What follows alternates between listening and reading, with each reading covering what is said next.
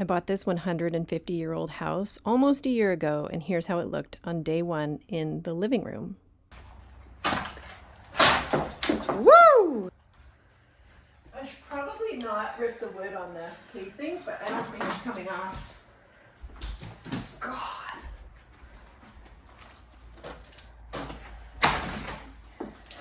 Dramatic. It's like pulling the tablecloth out from the...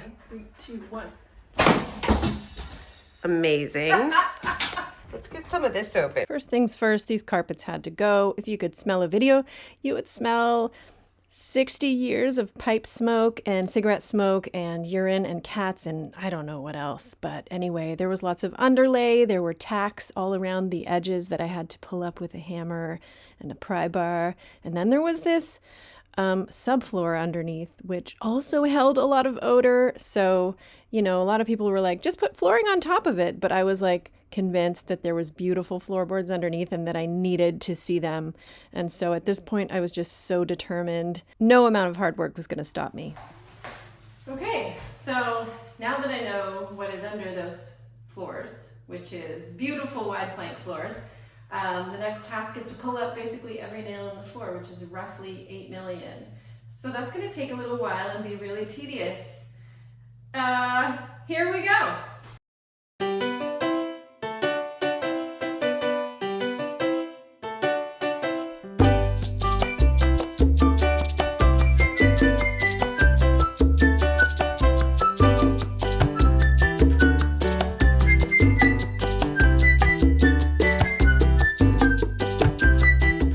Gonna get a little video for the scrapbook.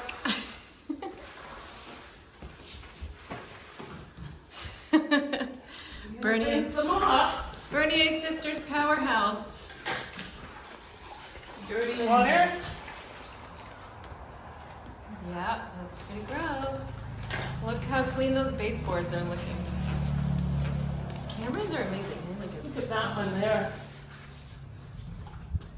Ooh, yeah. That's a good before and after right there. Strong work, ladies. Happy room. Kind of depressing. You get where I'm going with this? If you guessed, take down the walls, you were right. That was what I wanted to do, so I did it. And I called in some experts, found out how to put in a structural beam, and then the whole house was open and I was able to use all of this space for all of the work that we had to do. And well, you can see that I also stored a lot of crap.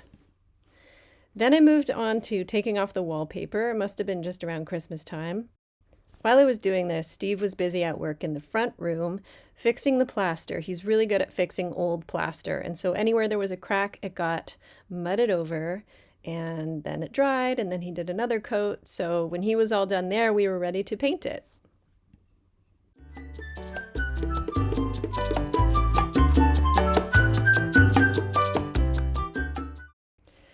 And by ready to paint, I meant ready to sand the entire room and all the plaster so that we had a smooth surface, and then move all of the crap away from the sides of the walls.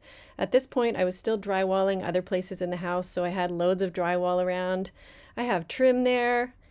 And then my sister came, and the two of us tackled the front room. We painted the whole thing. We did the ceiling, and it was a really nice bonding experience for us. Next, it was time to finally sand the floors. This is the moment I'd been waiting for, getting to see exactly what these beautiful floorboards look like. I don't know when the last time these saw the light of day was. Maybe it was when they were installed in 1870 something? I don't really know, but it was a thrill to see them come alive. Even though it was many, many hours of sanding, using these big machines, it was still so satisfying.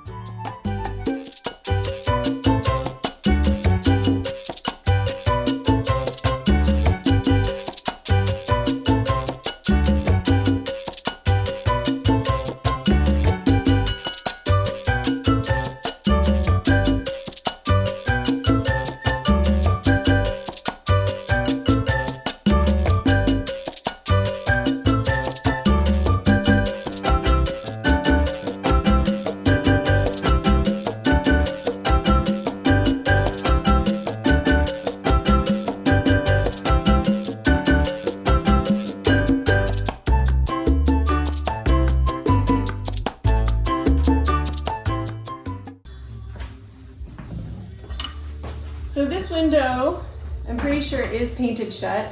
I haven't been able to open this, and that sliding window is open, so I would like to finally take this off so that I can close this storm window that's basically been open all winter that I could not close because I couldn't open this. So I'm gonna just take this window off today so that I can refinish it and at the same time finally close the storm window.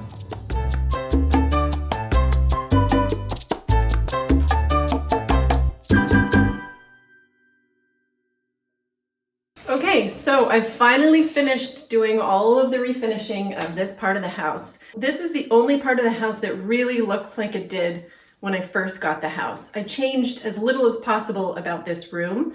Obviously, I painted the walls, I painted the ceiling, I refinished the windows and made them clean.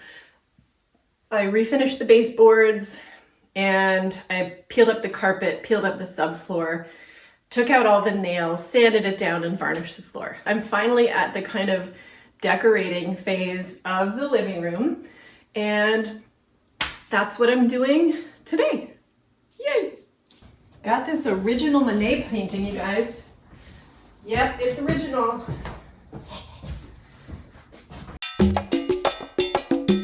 The best thing about there being lath behind this plaster is that there's tons of wood behind the wall. So pretty much I have a really good chance if I sink a screw without a drywall insert, it'll hit wood. So that's really nice when it comes to decorating walls.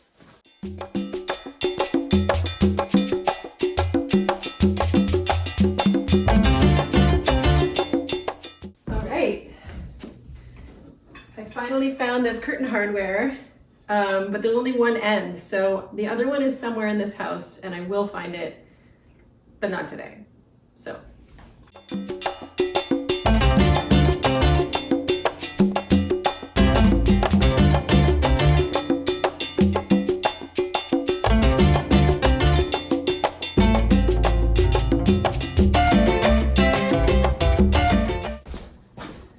Now I know what you're thinking. You're thinking, what very prestigious designer created that beautiful coffee table made out of plywood and sawhorses? Well, that was me. I know, it's really great. Made it myself. Yeah, but it isn't very nice, I know. And I'm waiting for the perfect coffee table to come to me. But in the meantime, this is what I have. It's kind of the perfect size. So I'm just gonna cover it with a tablecloth for today.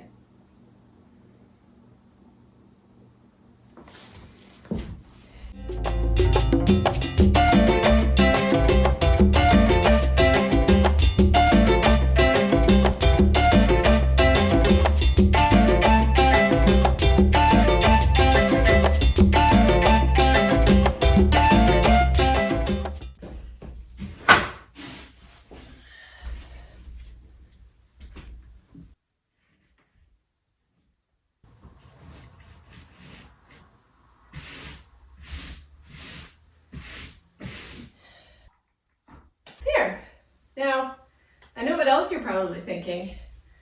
Hey Beth, I think it's time to put away the Christmas decorations. This is really lovely to me. My electrician made it and gave it to me, and it smells amazing right now because it is slowly drying out. But yeah, it's time for it to go, so goodbye. I also love this, but yeah, Christmas. Time to go.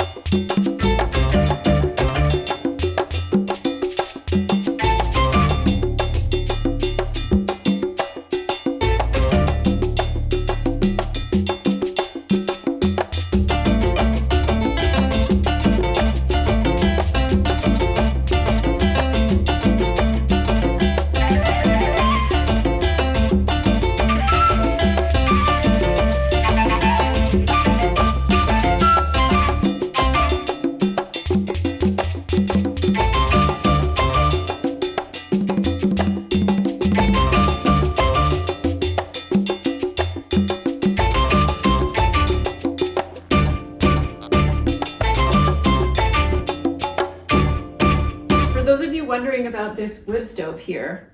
It needs a part. I'm searching for a part to just fix it right now. I got it pretty cheap from my cousin, and the installation cost is just a little outside of my budget right now, we'll just say. So I'm kind of waiting till things change a little bit financially to be able to install the wood stove. Also, it's May, so I think, you know, it's gonna be okay. Fire season is pretty much almost over, and hopefully by the time it's cold again, I'll have this installed. Oh yeah, I had to get a new car. That was crazy. Anyway, I'll show you that next week.